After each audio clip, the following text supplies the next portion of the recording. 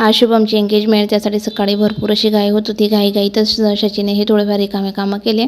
ते सर्व सावरलं वगैरे आणि आता आम्ही सर्वजण निघाले आहेत एंगेजमेंटच्या ठिकाणी, म्हणजेच की नवरीच्या घरी. थोड्याच वेळात आम्ही मंडपात पोहोचले. तिथं गेल्यानंतर सर्वात आधी नवरीचा पाहण्याचा कार्यक्रम झाला. त्यानंतर पंक्ती वगैरे बसल्यात. पंक्तीमध्ये छान असं जेवण झालं. त्यानंतर तिथेच गावामध्ये आमचे भरपूर असे नातेवाईक आहे, त्यांच्याकडून चहा पाणी घेऊन आले. तेवढ्यातच एंगेजमेंटची तयारी झाली.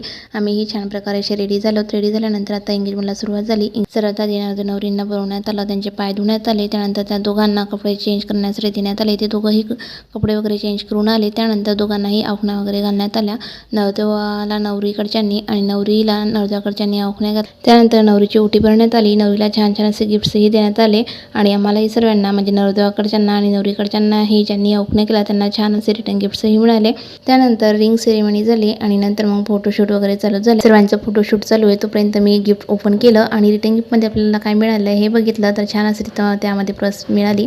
तेवढ्यातच केक कटिंगचा टाईम झाला. केक कट वगैरे केला. भाऊने वहिनीला गिफ्ट दिलं, वहिनीनेही भाऊला गिफ्ट दिलं. त्यानंतर छान असा फुलांचा गुच्छ देऊन वहिनीला त्याने प्रपोजही केलं. वहिनीला ते बघून खुशी लपवता आली नाही आणि त्यांच्या चेहऱ्यावर छान अशी स्माईल आली.